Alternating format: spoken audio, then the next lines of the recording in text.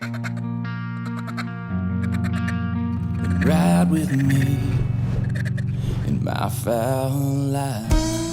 Podcast world, what's up? Chad Belding back at you. Another episode of The Foul Life. Thank y'all so much for tuning in today.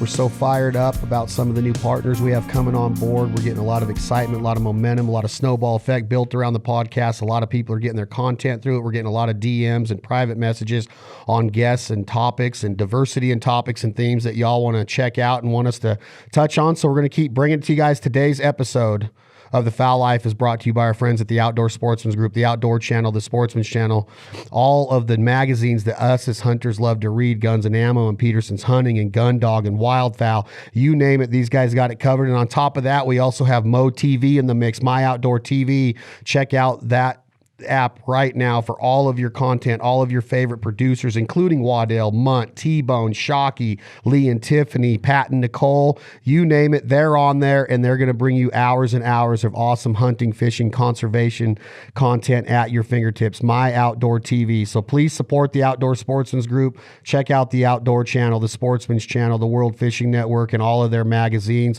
Today's guest is the publisher of Wildfowl Magazine, the publisher of Gun Dog Magazine, the publisher of North American Whitetail Magazine. His name is Laden Force. He's a young buck in the industry, but he's making waves every day. He's got the right vision. He's a pleasure to work with. And today I wanted y'all to meet this guy and understand some of the initiatives he's working on to keep bringing great content in different formats from website and digital to his magazines. Laden, welcome, my brother.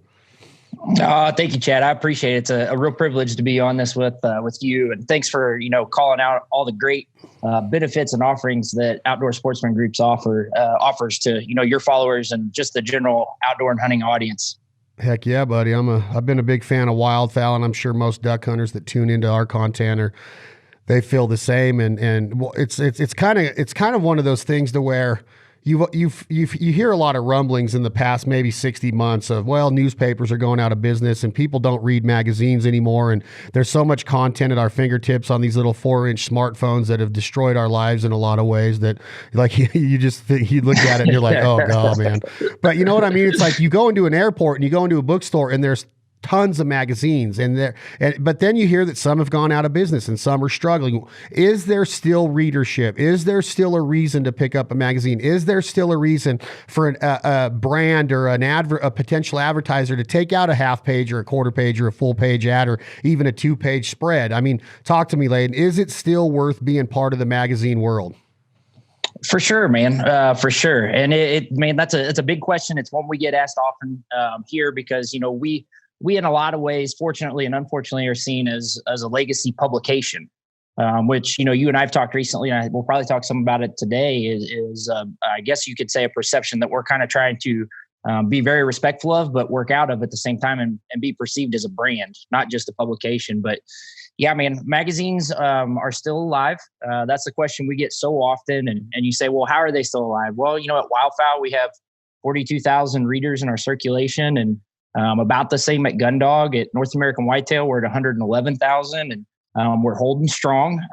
Actually, this year, and a lot of it because of what's going on around us environmentally, we're seeing our sub rates skyrocket right now, which we're excited about, and it's part of what we're doing as a brand in regards to how we now approach the marketplace at each of those brands. But the marketplace is there for magazines.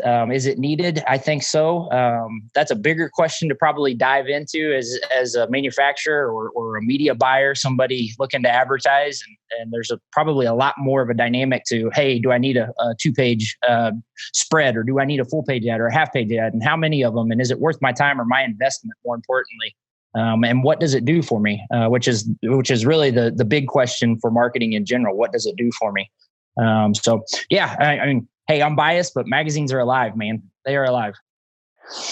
So to answer your question, your direct question or part of your question there, I was talking just about advertising and is it important to drop a 2-page spread in a magazine or a full-page ad in a magazine, and how many and why? And the big question there, which is probably what we'll dive into a little bit more today, is what does it do for your business and how does it help you? And I think that's probably a question that not only applies to magazines, but any type of advertising media that you can purchase as a business. And that could be, social ads at this point in time, your Google Word ads. It could be anything, right up to advertisements on a podcast, and just really understanding from a business management standpoint what those opportunities offer you.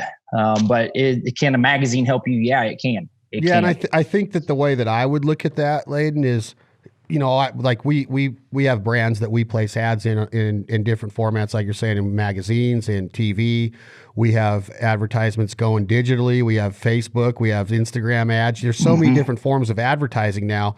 I mean, you could sponsor the UFC and have your logo on the octagon, right? If you want, there's all different kinds. So if I go into an Instagram ad and I put it out there and I promote a post, I'm just hoping that the people that follow me or the people that are analytically connected to me have a interest enough to try and what we want to call move the needle. And moving the needle is everything. So if you think about 45,000 people that pay to have this magazine delivered to their house every month, that means that they're interested in that magazine. They're not just paying that so they can get that magazine and then go throw it in the fire pit to start a fire. They have a lot of other means to start a fire. A TV guy is not going to pay for the outdoor channel, or girl is not going to pay for the outdoor channel and not utilize that station and that network to find the content that they're seeking, right? They are They are enthusiasts. So people that are 45,000 deep into wildfowl, that's pretty good odds that they're going to be interested in seeing something that pertains to that lifestyle of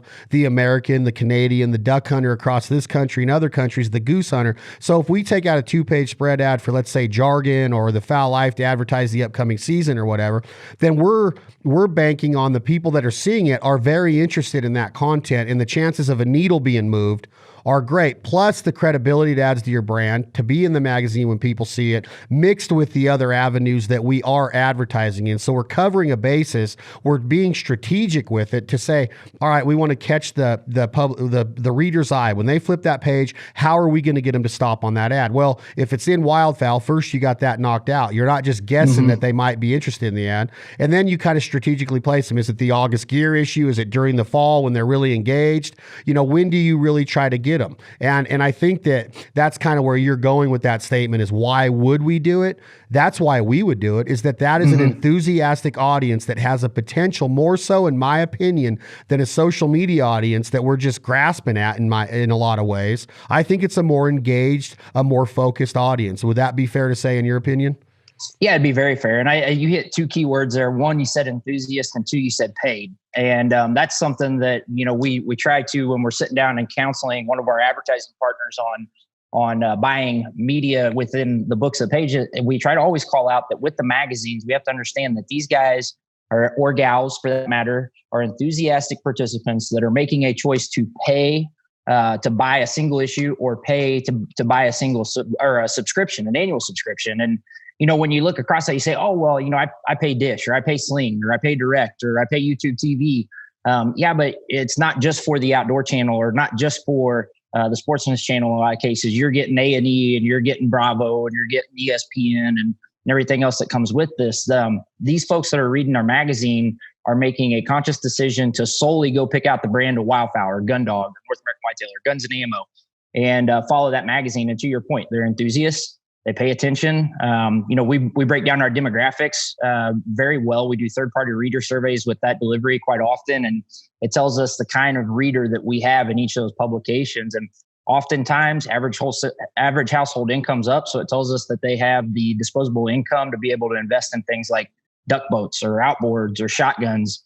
An A400 or whatever it might be that somebody's running, that is not just a $5 purchase at your local duck hunting shop, pro shop, a Rogers or a Presley's, something along those lines.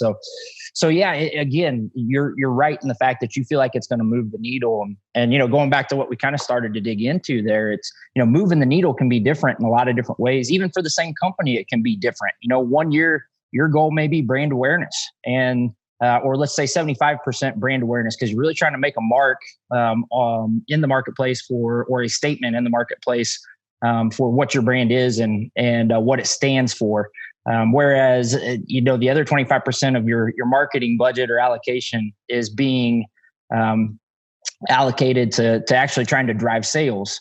So you're going to have different purposes with that marketing budget or that spend, and moving the needle can mean different things. So, you really have to understand as a marketer what it means to you when you go out and spend marketing dollars and whether it be a publication or an Instagram ad or whatever it might be. And where do you, when you start talking about magazines specifically, and you're the publisher and you have guidelines that you send out, this is the sizing, this is kind of the layout, the format, all of this kind of stuff. Is it pretty much, that's it? Like that is what you are going to give an advertiser, and then it's kind of in their creative hands. And then obviously once you get the ads and you're going through that ad and you don't make the decision on whether or not that potentially will move a needle for an advertiser or a brand, but you're saying things such as, is it clean? Is it ethical enough to go into the magazine? Is there a quality standard? Meaning, can just any Joe Blow go and do a stick person and put it in there just to have an ad in wildfowl? And I understand that question's two-sided, because why would somebody do that? But you when you go and you look at the variations in ads and try to figure out what are they marketing here? Where is their mind at? Why is that whole page white with just one little speck on it? And you start to think about it. So my point in asking that question is, do you prohibit any kind of things coming in as far as creativity? Because one of my favorite things to do in print ad that's different than a moving commercial, say like a 30-second commercial, and that's a whole different conversation of breaking those down. But I like to break down the ads and figure out what message are you trying to get to the consumer?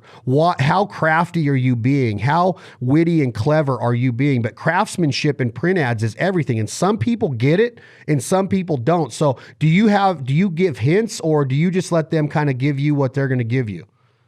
Yeah, I would like to say that we try to be a consultant for all of our advertising partners, because we're that, and we are partners. And, not only are we concerned about our business, which is, very easy to do as the owner of this medium, but we're concerned about their business too. And we're concerned about how the consumer or the reader views that ad or that marketing message.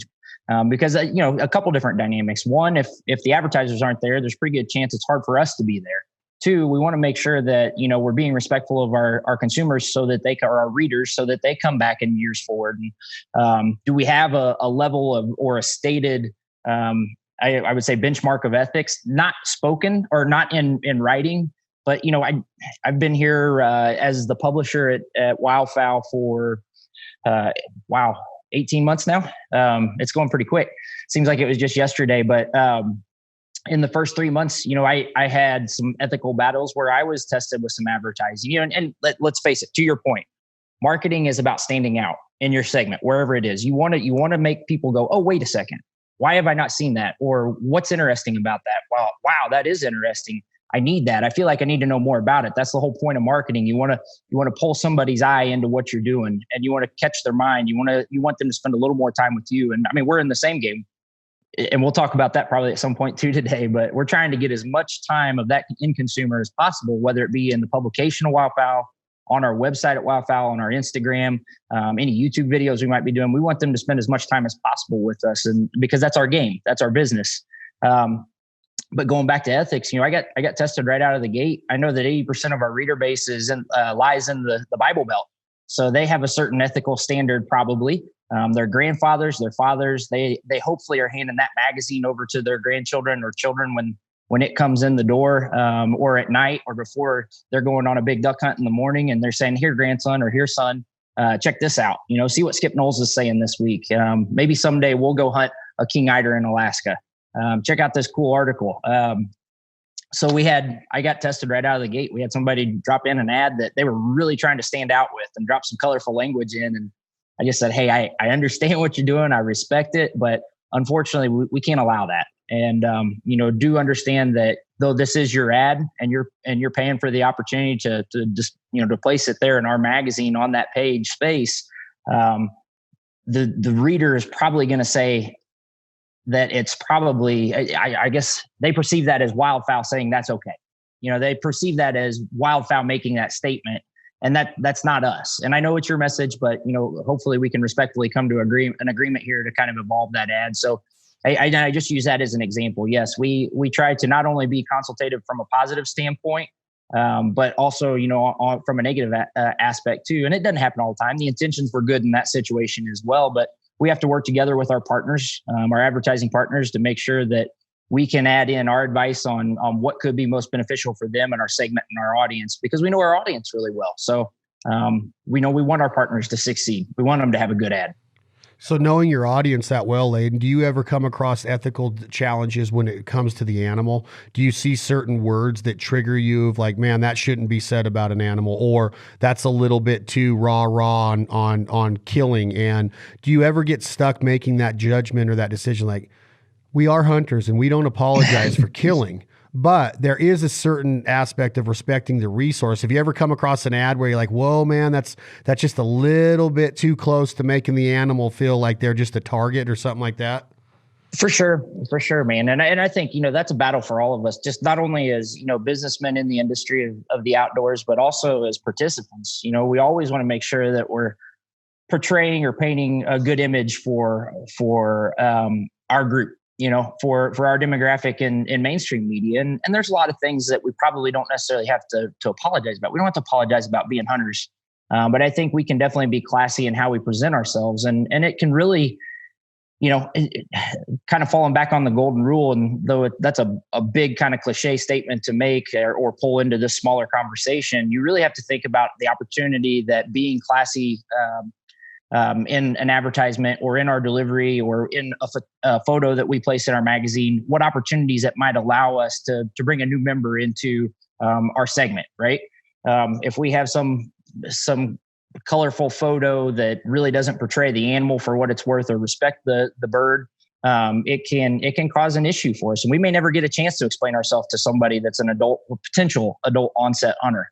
That could be a future reader. So I think that, we all kind of inside know that line. And sometimes we don't, we can all get frustrated as hunters or manufacturers in the industry and say, man, I hate the fact that somebody's painting me in that corner. And that I can't just say, yeah, there's blood in duck hunting. Or yeah, I took this photo because it made me happy, and maybe it doesn't look as classy as it needs to, but it was a moment in time that I'm going to remember because that was my first pintail. Whatever it might be. But I think we just have to be mindful. And as a magazine, as a brand in the media business, we definitely have to be mindful of that. We have to pay attention to what's going into our book or going onto our IG feed.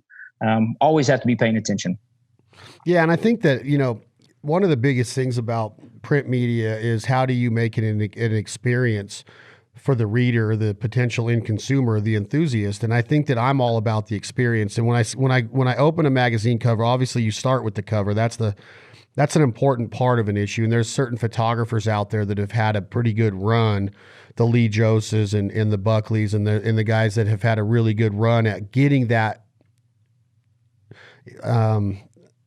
curiosity going. They're getting that engagement. They're pulling at those strings that make somebody go pick that up and go, man, that's legit. So as far as an experience goes, you want to have that feeling of like, am I missing something kind of deal. When I have the fear of missing out kind of attitude at duck camp or anywhere in life, like, man, I got to get there because I'm going to miss something. And obviously we got to pump the brakes once in a while, but two-sided on that feeling with magazines is one, the credibility of being in a magazine is altered if the magazine doesn't have those guidelines and those standards. So I feel like if I'm not as a brand in a duck call company or a TV show or Bandit or whatever, we're missing out if we're not in that gear issue in August. We're missing out if we're not strategically placed throughout the year in wildfowl and gun dog. I get that.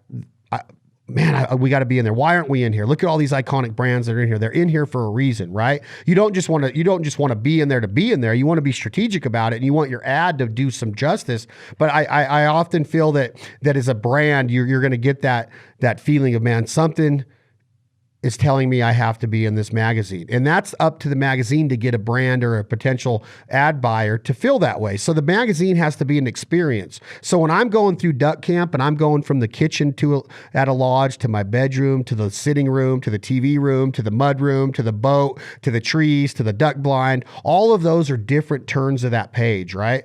So I look at wildfowl as something that takes me through an experience. Like the flow of the magazine is important to me. And I think that that's important to any reader of like, don't jump from, like there's like a common theme and a common flow of it. And I think that with all of that going on and you're going through that magazine as an experience and you see those ads of here's a great article. And then all of a sudden you turn the page and there's a great, clever, witty ad that shows respect to the resource.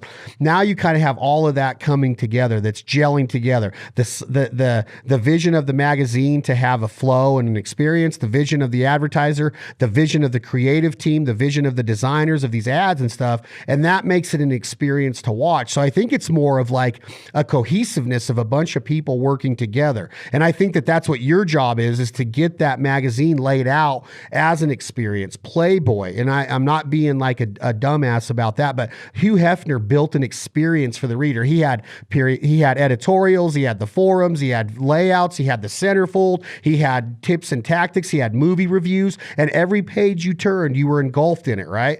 Men's Health might do that for the workout or the health enthusiast. So it's got to be an experience. Is that safe to say? Yeah, 100%, man. You hit the nail on the head right there. And it does have to be an experience. And we look a lot at that now. It's probably more pivotal for us or imperative for us now within the magazine portion of our delivery as a brand, that it is the best experience possible for our readers or for our audience members, because there is so much question around magazines and publications and whether or not they're worth the investment or whether or not they're even alive anymore. And we're going through some big shifts in the media market. You know that. I mean, you're a participant in the media market. You've got a TV show. You've got a manufacturing brand. You're marketing both. You're marketing on behalf of, advertisers with your TV show and your podcast. You can understand that. And there's a lot of, I guess you could say, gray area right now in people trying to decide what is the future of media and where do I need to be if I'm paying for advertising. So there needs to be an experience there. And that has been one of our biggest goals in the last 18 months is, hey, no matter what we're doing, we're trying to create an experience. We're trying to teach and share, not tell. We don't want to come across as, the boastful expert. No, that's not us, and we need to dig in and we really need to understand our audience. And for us too, we've got kind of what I would call a traditional media resource. And I think a lot of people refer to magazines as traditional media resources that, for the next two generations that will come into our purchase funnel in the outdoor industry, the millennials and the Gen Zers, most of them aren't even familiar with magazines unless they were lucky enough to grow up in a home or with a mentor like I did. Every time I walked into Grandpa's house, Peterson's Hunting was sitting on the coffee table, and I had that opportunity. So I grew up with them. I was familiar with them. There's a lot of folks right now, my little focus group of buddies here that we have big group text going around home here in Northeast Missouri. There's 12 or 13 of us, and every single one of them are 38-ish to 28-ish and diehard hunters. They're starting families. They're businessmen. They're entrepreneurs. I use them all the time to ask, what do you guys think of this? What should we be doing? What are your thoughts? Is this silly? Is this, and because it's a good mix of how we're going to have to shape our brand for the future. But getting back to the root of your question, we have to make it an experience. We have to really touch the heartstrings, even if it's just a gear review. Skip and I were talking about this yesterday. Talking about how we could evolve our guns and loads section or department within the magazine. And it's always been kind of a story of a new, or maybe not a new brand, but a new product that a legacy brand has and why you need to focus on it. I said, Skip, we need to bring our contributors or you into it a little bit more. And he said, yeah, I think we do. And I said, think about telling a story around that product, but not only telling the story, but showing it and sharing it with your reader, which we're then going to expand into our digital experience, which is going to be some digital edit that might be an expansion of what he started with in the magazine. And then a video expansion where Skip's got some cool setup out in his backyard in Colorado. And he's trying to simulate shooting ducks over the decoys, finishing them off close. And this is why this load is important and relevant in that situation. And, it's something fun where he's shooting watermelons and entertaining folks so they can see and feel that experience. And he may not be doing it over ducks because we're doing it in July. But we can find ways to be entertaining and share the experience and really show people that, Skip's an end user or our contributor's an end user and they're involved and they know what you're going through mentally as you're reading this article or watching this video. And we want to put it in the position or portray it in a way that you would want to go through that test, Yeah, I agree 100%. So that's exactly the route I'm going down, is that page to page has to be an experience. That means that the flow has to be there. It can't just be, it's like a Shakespearean play in a lot of ways. You know, you have your plot, and and it starts to thicken, and you have your rising action, and then you have your climax, and then you have your falling action, then you have your resolution, all of that stuff that went into making that reader be captivated. It goes into Broadway, it goes into movies. You can't just be sporadic. And I think that a lot of people read their magazines sporadically, where if they would pump the brakes and slow down for a second of seeing what the layout is, go through it. Get through the first part of it. Don't rush through it, where, you know, it's hard not to. You pick it up and you go through it real quick. One of the first things that people look for is an ad that might pop out to them, or what the new gear is. But if you go back through it the second time and you really start to dissect what you as a publisher and what Skip as an editor and all you guys are working hard to put out there at the fingertips of these readers and subscribers, then you can start to see, man, this has got good flow. It's an experience. So now it becomes more of a movie. It becomes more of an A&E style show or a crime drama like First 48 or something, and use it as that. And you don't have to read every word on every page to get that. But I think that the worst thing that you can do is to ruin a magazine experience is to rush through it. And it's very easy to rush through a magazine because we've been taught to rush through them. Doctor's office, you got 10 minutes before you get called in, you rush through a magazine. There's all types of certain instances that we've always just rushed through magazines, where really if you looked at it more of like a novel to where you got to read it, then it's more of an experience. You're going to get more out of it. You're going to see what they're trying to do. You're going to catch things the second time that you didn't catch the first time, like a Quentin Tarantino movie. You're going to go, wow. And then you got to watch it a third time and you dissect it. So it's not about thinking about it too much. It's about getting out of it what it was meant to give you. And I think that in publication that gets missed a lot, because in Playboy, everybody's like, oh, I buy Playboy to read it. And I keep going back to that because it's an iconic brand in magazines. And people be like, oh, I bought it to read it. And I'm like, okay, well, that's what you should have done. Like that was never the conception of it. But if you took the time to do it, there was a lot of good insight in a magazine that always was joked about. You don't read Playboy. Well, a lot you do. So anyway, you know, I look at a magazine as an experience of what will I get out of it, to be able to take back and utilize, make me a better hunter, a better conservationist, a better, just an ambassador or a voice in the space. And everybody, you don't have to have a TV show to be an ambassador or a voice in the space of hunting and conservation. We all are. We all are flying that flag. And that's why I started this by like the ethics of an ad and the ethics of what people try to get away with, and how you make an animal look within those ads, or the words you use. I don't know. I'll be really transparent. I don't like when I hear things like death count and Grim Reaper and the Reaper called. And I'm like, dude, we are not going and slaughtering these animals and taking them to hell with us, man. Like that stuff really gets to me. Now, I don't want somebody that has that format, of that being, something that they believe in.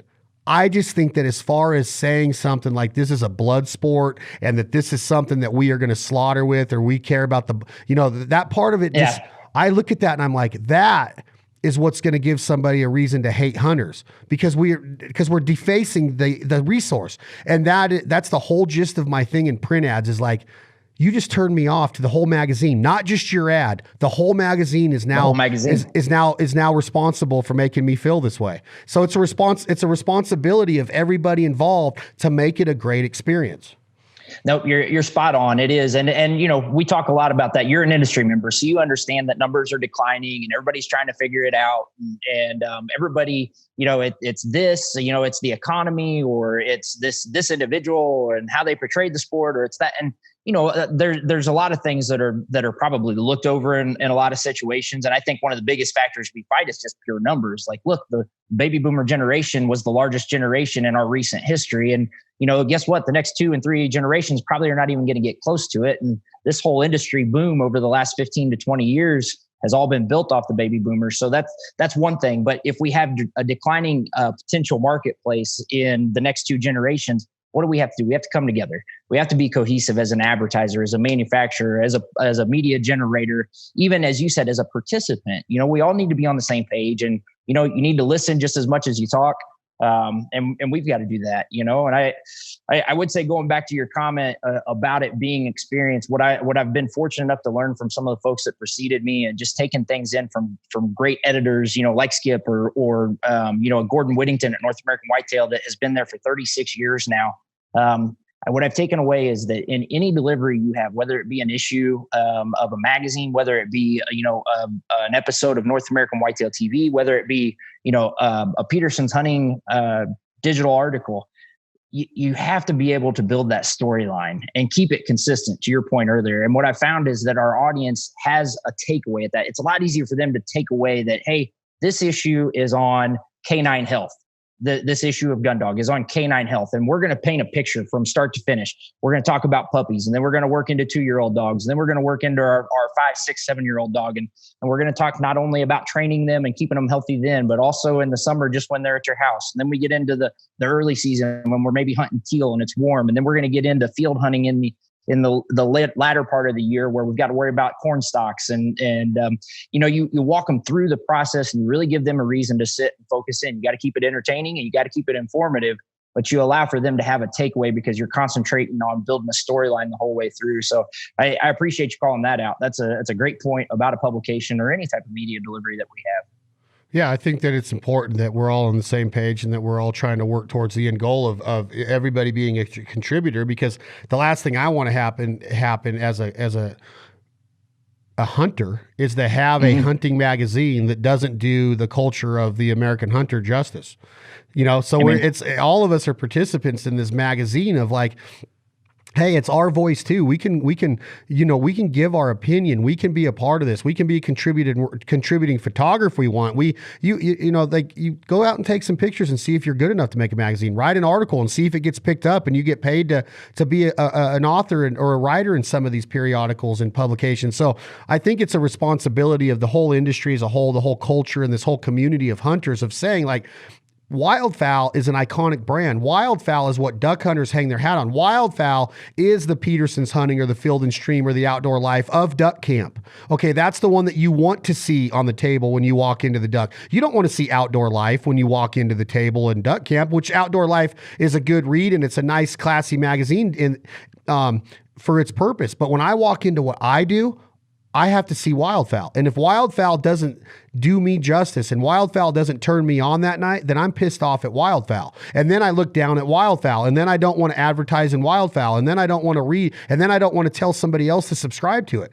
You know, so it's all everybody's coming together.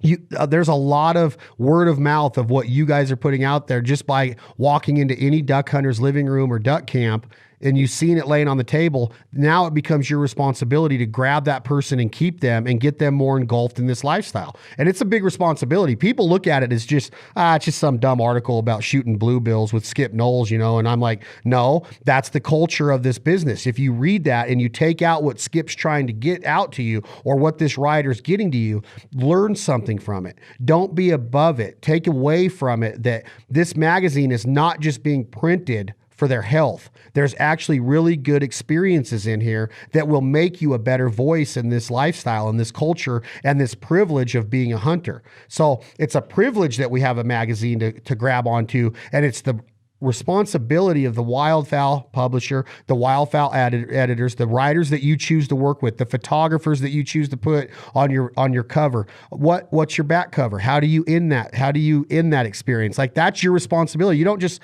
that's not just, slap it there kind of deal. Obviously people pay bigger money to be there, but you're strategizing, well, we would never ask that brand to be on our back cover because it's not going to be a very good last word that we have in the magazine. You know, there's all of those kind of I assume there is, and I've never worked in print ads, but I'm thinking about how I would lay out a magazine, and I want it to be a good voice for the entire culture as a whole. And Wildfowl has that responsibility to do so. So y'all need to deliver on a monthly basis, period. For sure. Yep. No, and there's definitely that thought process that goes into each book. And that's not a thought process just by me as the guy that's managing the ad side or the ad revenue of our business and how we place those advertisers within the book, but it's also the job of the editor and even our art director. And we even have, production coordinators that help us piece this whole thing together as you've worked with them on your end. You've worked with Melissa and she's the gal that's going to take in your IO, and she's the girl that's going to process your ad creative. And we go through that book. We think about methodically where we need to place relative to the theme of that delivery for that issue.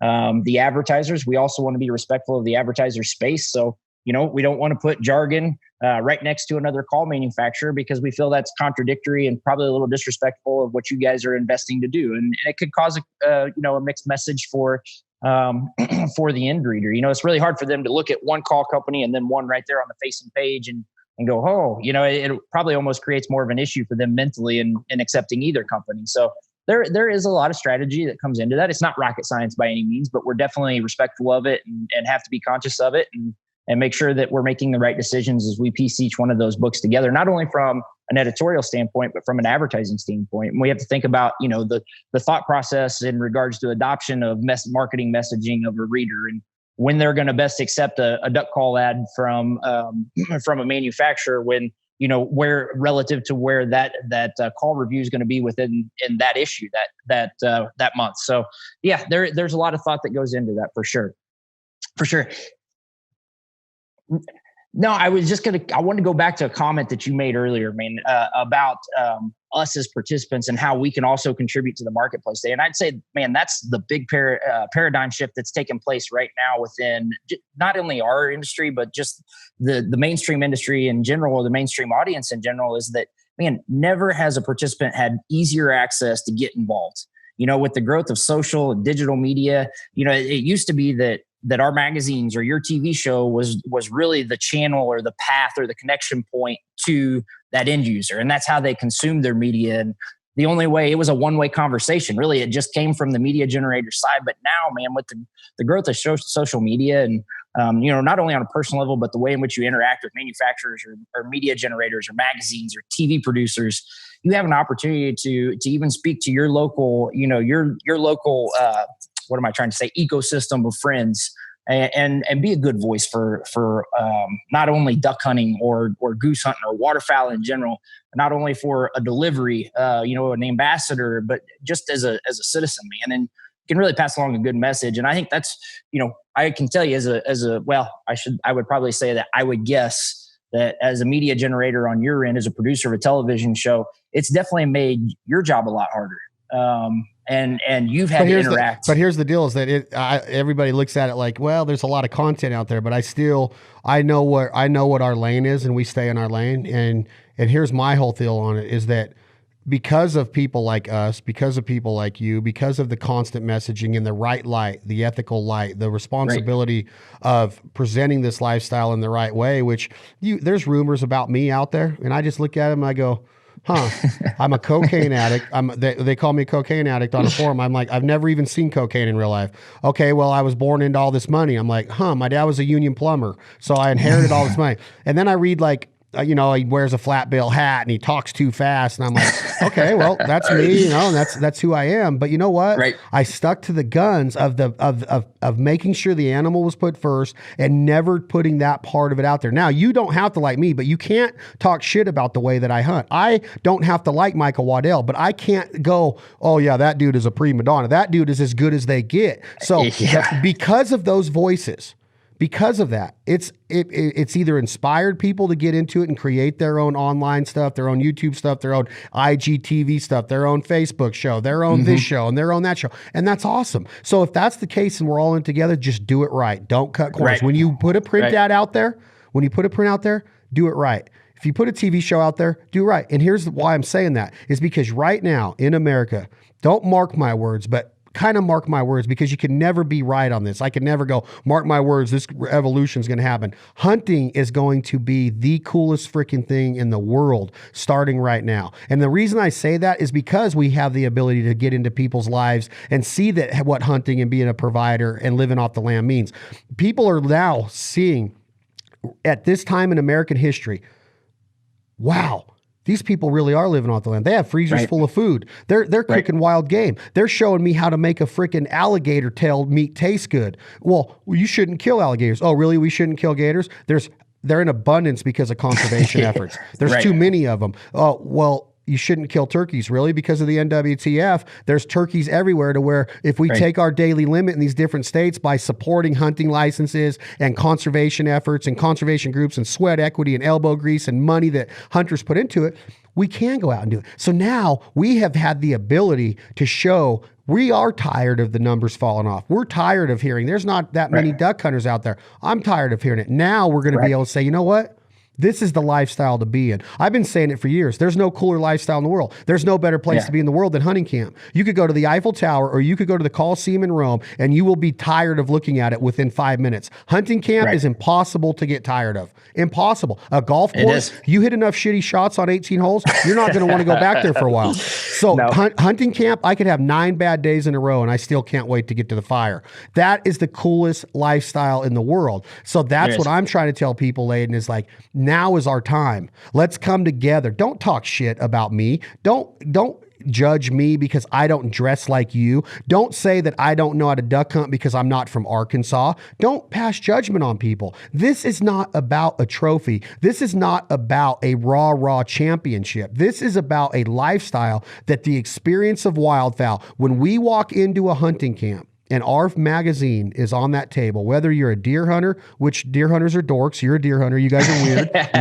You guys have got weird tendencies of weird people. Fair but enough, I love them. But I love them. You might be a turkey hunter. You might be a hog hunter. When you walk into camp, if Brian Kawaka walks into camp and he sees guns and ammo out there, as crazy as that dude is, he's Cypress Hill insane in the membrane. I love him to death. But that's his Bible. And I don't mean to throw around the word Bible lightly, because the Bible's it's the most read book in the world, and it's a very important thing to a lot of people. These are our Bibles. When I see wildfowl on a table, it better do to me what I expect it to do. And when I watch that TV show, and when I see your Instagram post, don't disrespect the animal. Don't not respect the resource. Don't throw those dead animals through the air and let them hit the ground. They just went through hell. They just got hit with the hardest impact that anybody could ever imagine.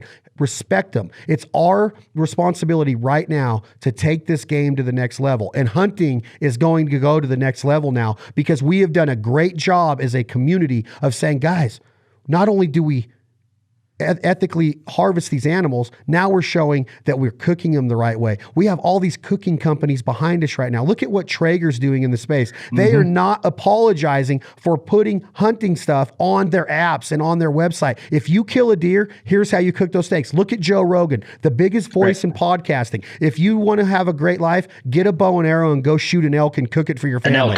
This is the time that we can get this out there, because of all these platforms, because of Joe Rogan, because of the voices out there that will not be afraid to say we hunt, the country music artists that are out there saying, the Dustin Lynches and the guys that are out there saying, this is cool.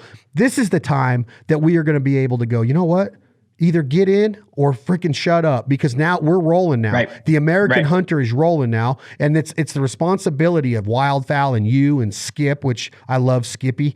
All of this has been a conglomerate effort to now we're here. We are able to say, you know what? Here's some wild game for the first responders. Here's some wild game for the homeless shelters. Here's some wild game for my neighbor that can't get anything at the store, but he's been talking shit about hunters for 15 years. But now you want to learn how. I'm not going to be ignorant. I'm not going to go, no, man. I'm going to say, come on, get in here, take a bite. And then and then the next question that comes out of his mouth is going to be what? How did you get into this? When and where? When and where? And it's our time to shine right now. So if we all work together, all of our internet shows, all of our Facebook posts, all of our Instagram messaging, all of the things that we're doing, if we do it right, then we come together and Belichick's up there and we're getting our game plan together and we're going, all right, we're going to do this, this, and this. That's Wildfowl's responsibility. You guys have a platform to say, Belding, we need you here. Waddell, we need you here. Mitch Petrie, we need you here. Whatever it is, it's our time to shine. So why not do it together? It's not about who wins. You're not if another duck call company goes and has an ad right behind a jargon ad, I don't care. We have our customer base, you have yours. There's enough to go around. If you're going to build a brand, build it, and let's do it together and do it right.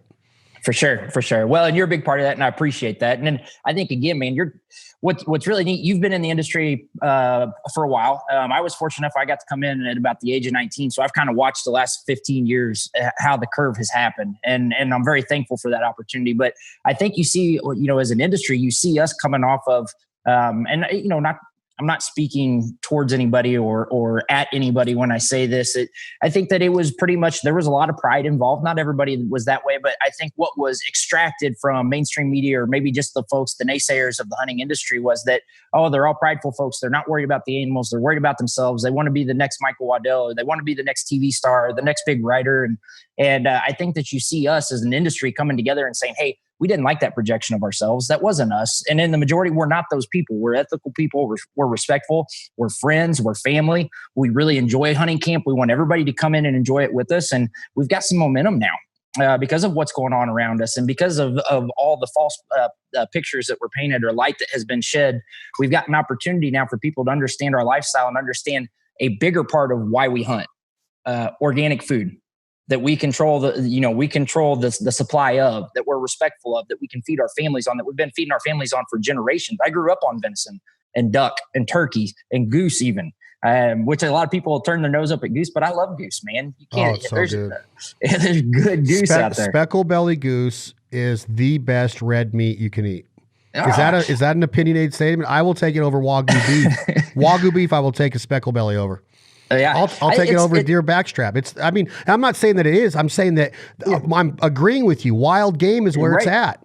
Right. And there's so many good ways. And I'm not the cook that you are, or that I'm not a very good cook. I'm not a very good cook. That's called, you know what that's called? That's called the power of editing. And my point in the power of editing is that if you're going to have a format of to show what you do, then realize that a coyote does not deserve to be disrespected. So if you're a coyote hunter and you believe in predator management, don't show him in the snare. Don't show him suffering. Don't show you whacking him 9 times. That's dumb. And we do that on these forums. You can go on Facebook and you can find a hunter disrespecting a coyote. Don't have your deer strapped to the hood of your truck. Don't throw those ducks in the air when they're dead and let them hit the ground.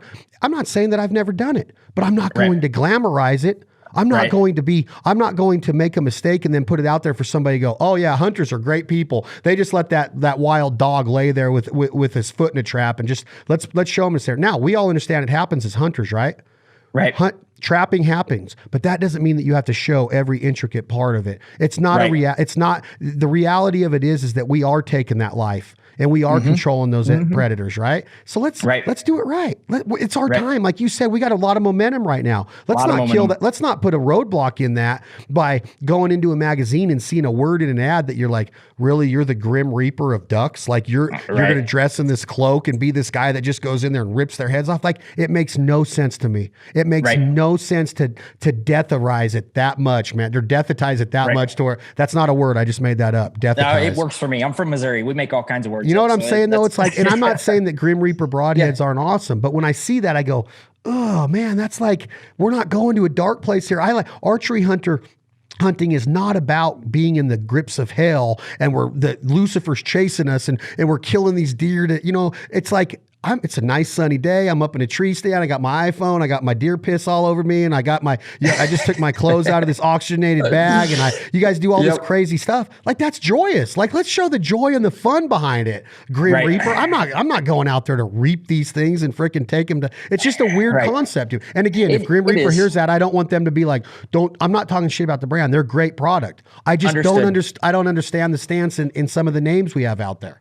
Right. Well, and I think of some of it's marketing, right? And I think that for some people, it's just figuring it out. And I think that it's really easy for you or I to look at that and go, yeah. I mean, we're enthusiasts. We understand it. We've lived it, and we understand that meat, it's appreciated.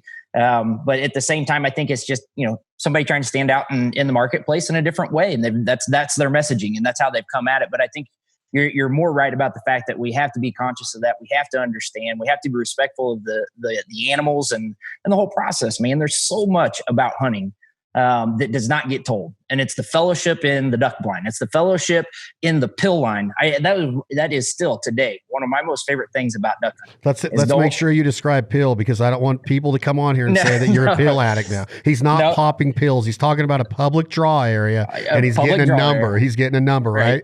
Go ahead, Laden. Yep. So no, you're exactly right. And I'm used to speaking to my peers. See, you're not talking to, like, you're speaking jargon right there, dude. That's jargon. I am. Yep. See, jargon, that pill to a duck hunter is different than one to a pill head, right? It's different. That's right. Yep. So it's a public draw line that, you get up, and here in our area, it might be Fountain Grove or it might be Eagle Bluffs down on the Missouri River in Columbia, but you're up at 2:00 in the morning, you land at 3. The earlier you're there, the closer you are to the public draw line. And, sometimes they're limited, sometimes they're not, but you go and pull what they call a pill, which is usually just a wooden ball or a dice or some type of a numbered piece.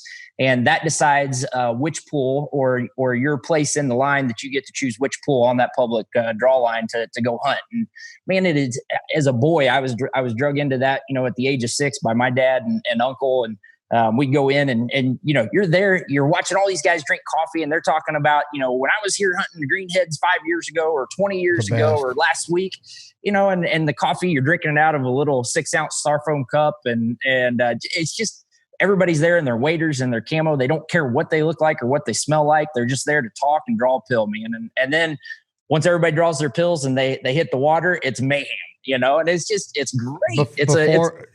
I'm with you, man. It's like, I see the enthusiasm on your face, and let it be known that Missouri public area called Grand Pass, that is a draw system, is what helped shape my love for duck hunting. We drew 21 on the first day, 21 to 31. It was one of the last pills, and there's a lot more people in line that are going to get to hunt. Oh yeah. And that's what's cool about it. So we draw it, we go to pull 6, and it was one of the last choices we had. We go there, migrator day, and we don't see a duck. We have 1 hour left. You had to be done shooting at noon, I think, noon or 1.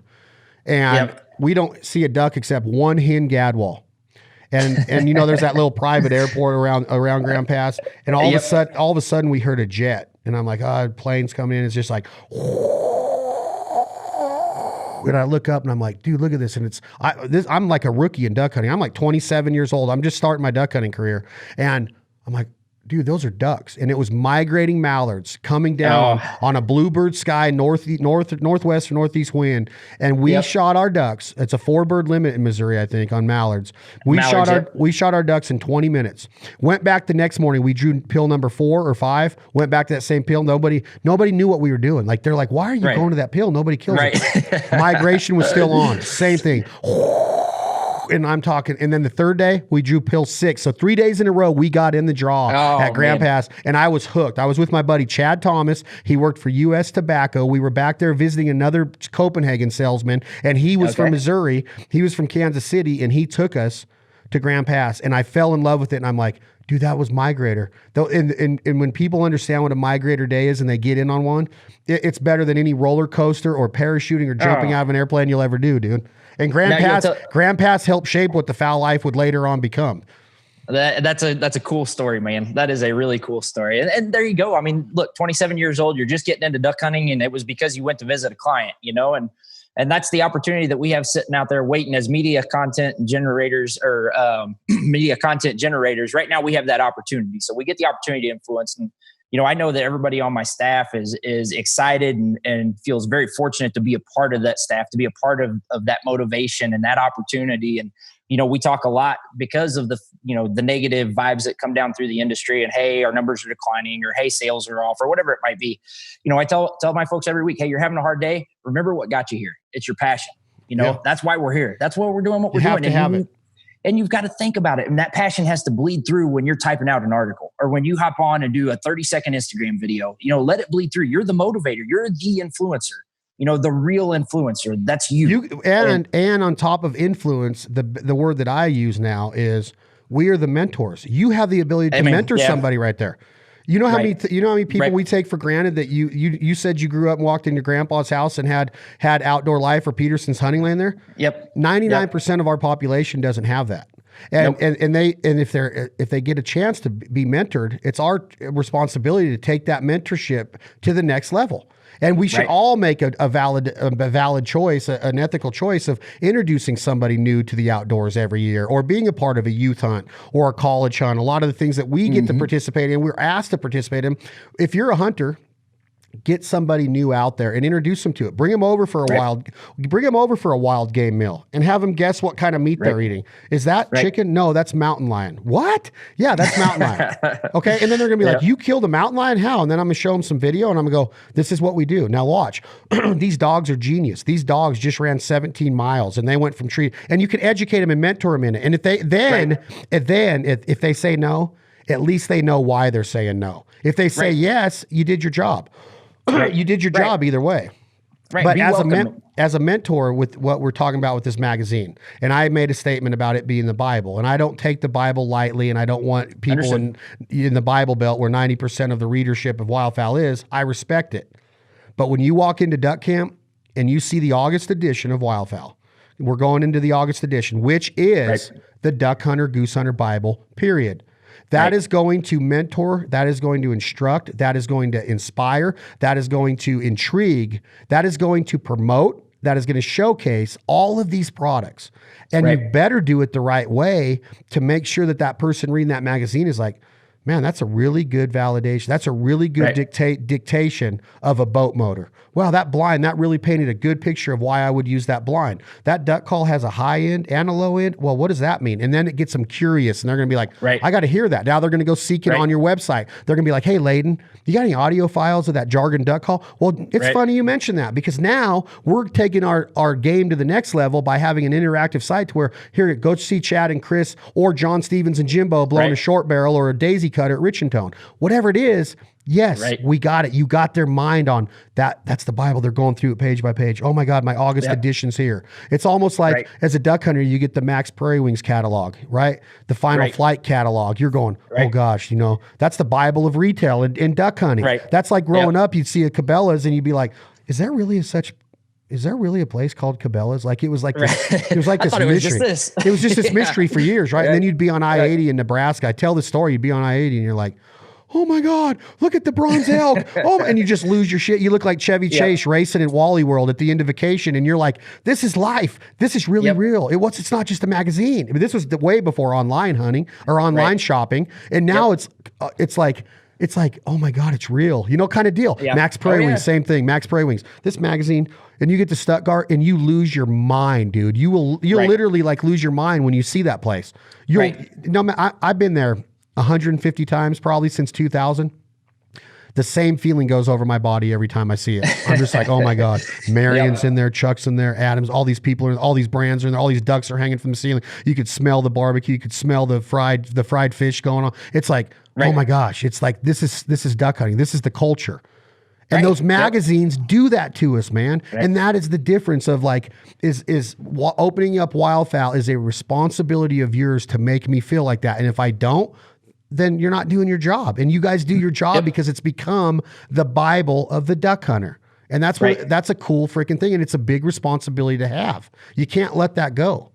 No, we won't. And you know, we appreciate the challenge. And, you know, I know, like I said, I spoke earlier, each one of our staff members really feels that it's a privilege to be here. And you can see that. And I think you can see that in Skip's writing. You can see that, you know, if you ever watch Skip on TV when he used to have a show, you could see that in him on TV. And, you know, you can see that right through to, like I said, our production coordinators earlier. They want to be a part of it. It's, you know, it's something that they believe in and that they put hard work and effort into and that they want people to enjoy on the back end of it. And, you know, it's a big responsibility for us, but it's what keeps us moving. It's what keeps us driving. You know, we've been a magazine for over 30 years now.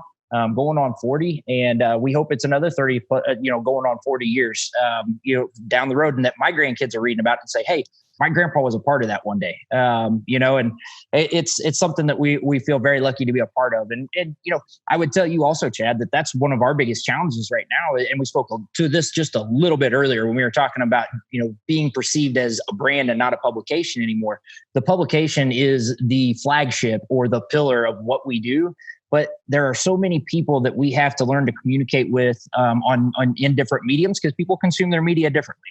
That's just the way it is. We're in the media business and not everybody's going to pick up a magazine. But our hope is that we share that experience not only through our magazine, but into the troughs of our social media, into the troughs of our digital editorial, and that the folks that may not know what Wildfowl the magazine is find out about Wildfowl the magazine, and more importantly, Wildfowl the lifestyle. It's a lifestyle 100%. for us, and that's why I want to be able to buy merch. You guys should have a whole selection of hooded sweatshirts. We should be able to have Wildfowl across our chest. Oh, you read Wildfowl? Yeah, I'm a duck hunter. What do you think I read? Oh, you got a koozie around your bush light? Yeah, I'm a duck hunter. It's Wildfowl. And that's a brand. I want it out there. I want like that hat you're wearing. What's that hat? It's an NAW hat. It's backwards because of the screen. North American Whitetail? Whitetail. Yeah, I'm going to give you my address. I'd like to have one of those. And I'm not a deer hunter, but I like that hat. I appreciate that. I like that lid. So, but yeah, like North American Whitetail, does Wildfowl have them? We're working on it right now. It'll be the first time we've had merch in about 4 or 5 years. Deer hunters are just so special. We did the only reason we did it was we had to shoot studio for the TV show. Dude, I know. But we're working on it. Skip's happy about it. Skip's overjoyed. He saw that I had this hat and he's like, wait, when are we getting one for Wildfowl? And I said, it's in the budget, man. He's like, that's first time in 4 years. And I said, I know, but we've got to live the lifestyle. We have to brand ourselves. If we want people to live our brand, we have to brand ourselves. 100%. And we have to let them know. The only time you see it is when you get those little cards that fall out and you find one on the floor. Right. Oh shit, this is a subscription deal, which $10 a dozen. And then you see the magazine. I mean, it's a brand and it's the Bible of the duck hunter. So let's roll. It's like, let's get it out there. I don't know if I'm gonna get in trouble for calling it the Bible of the duck hunter. Is that sacrilegious? Because I'm not trying to be. No, it's not sacrilegious. I mean, we get it. We get it. And if you want to be politically correct about it, you could call it the owner's manual of our lifestyle. Or something along those lines. That's way too tongue-tie-ish. That's what. That's what a deer hunter would call it. They'd get all technical on me. I'm a duck hunter, man. Yeah. Well, yeah. I get it. I got to get you into duck hunting, dude. Are you? Hey, I'm a duck hunter, buddy. Actually, I'll tell you what. I cut my teeth behind my grandpa's Brittany, and we had a GSP. We had a German short hair pointer when I was 5. Her name was Ellie. I grew up with her. She lived a long life, man, all the way into my sophomore year of college. I found out after football practice one day that she had passed away, but I spent a lot of time with her in a duck blind, and I spent a lot of time behind her chasing quail and pheasant in northern Missouri when we had them. They're coming back now. But when the story, but when the corn prices went up, so did our hedgerows. They disappeared, and so we lost a lot of habitat and cover that supported those species. But man, I got away in the last 3 years. My best duck hunting partner was my father-in-law over the last 10 years, and he passed away 3.5 years ago. And I've got 3 little boys, so that was grandpa to them, and we're getting back there. We've got a couple duck leases. They're not leases, but they're actual duck farms that we have here. I'll say waterfowl farms. We've got WRP on them. 8, 6, and 2. 8, 6, and 2. Perfect. So they're get them going. Perfect. Send me the address. I want to send them all a duck call too. Man, we'd appreciate that. They would love it. They make sure you send me your address. That'll be cool. I will, man. I'll try to get some hats for calls. That's easy. I want to make sure that I get to them before you get to them with that deer hunting shit. I want them to be deer hunters. They'll be waterfowl hunters too, man. I'm a general sportsman. Hey, I want to do this again. Turkeys. Oh, dude. No, I'm thankful for the quarantine, for the slowdown in a way. It taught me a lot. I'm unthankful for the turkey hunts that I had to cancel, but on the big picture, everything happens for a reason. And those turkeys weren't meant for me to kill this year. Waddell and Tyler Jordan and all these guys they're fine. The turkeys are still dying. I didn't get to do it, but it's one of those things when you miss it and you get it taken away from you like I did. I'm like, man, so thankful that we have it. And it's really taught me, there's been a few things that have happened since February that have really taught me that my joyous part of the industry is coming back, because sometimes it gets I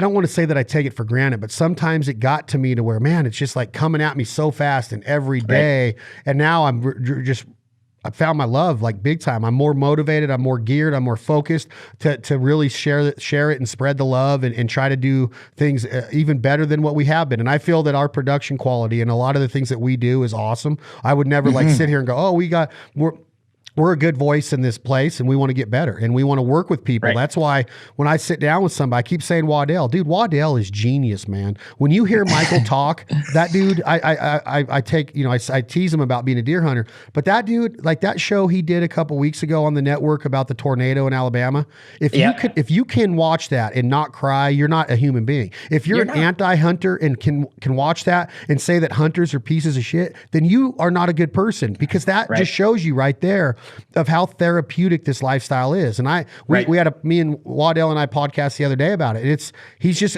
there's so many good voices in this space. We all need to be tied together, man. We're not competitors. He's not a competitor of mine. I love Bone Collector. I want to be part of the brotherhood. I'm proud to be part of the brotherhood. He's part of the Duck Brotherhood.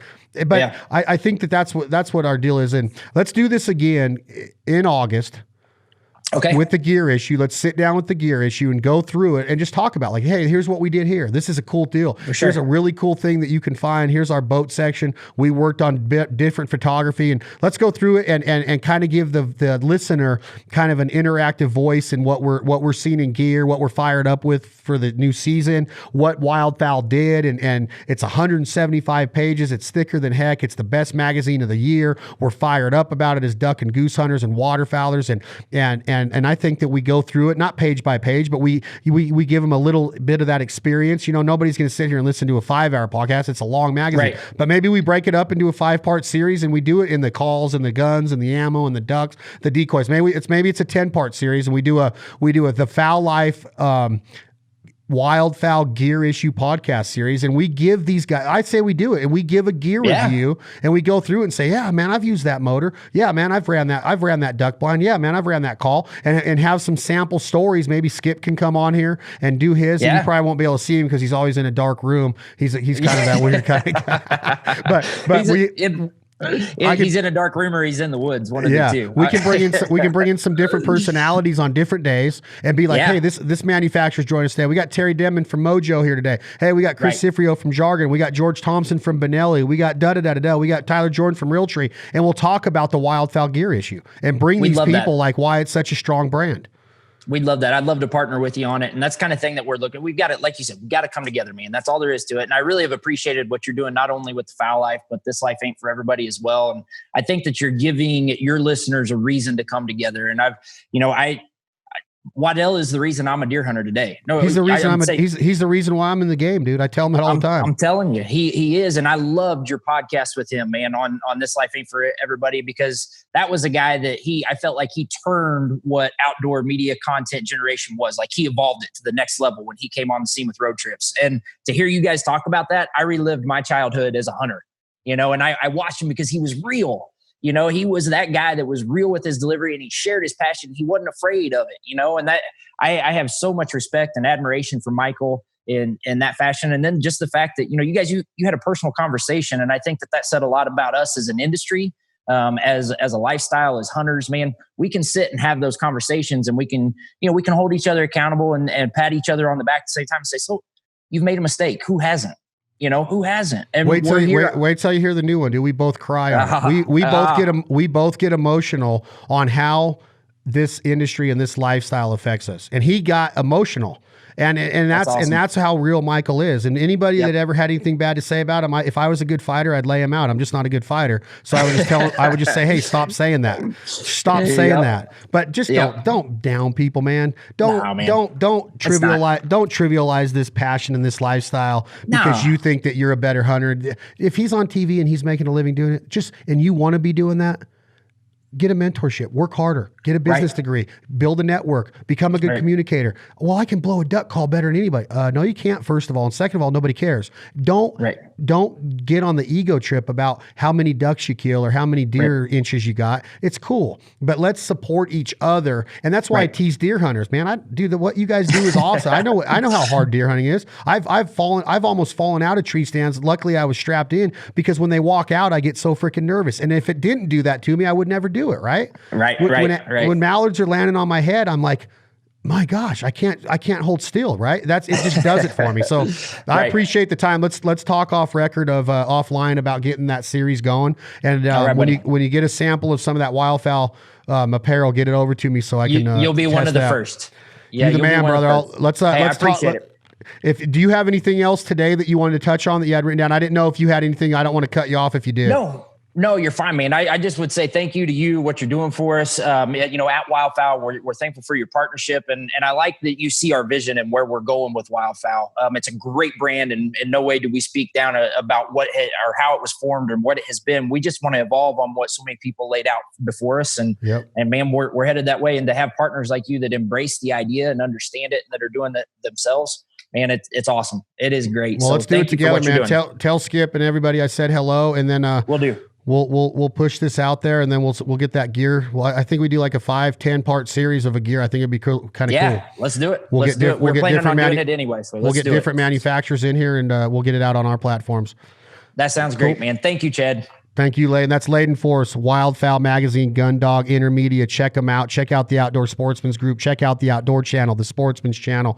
Get involved. My Outdoor TV. Let's live this passion. Let's be good ambassadors, good voices. Let's work together. It's the brotherhood. Michael Waddell, you're a huge inspiration. I'll always say that. Nobody can take that away from you, my brother. Laden Force feels the same way. This has been another episode of the Fowl Life Podcast. There's brand new episodes of the Fowl Life airing right now, exclusively on the Outdoor Channel, and season 12 starts July 1st. Get ready for another season of wild rides. Jump in the truck. Let's go duck hunting. Appreciate everybody's support. Tom, hit that button. This is 2 a.m. Logic. The song is called My Fowl Life. Thank you all very much.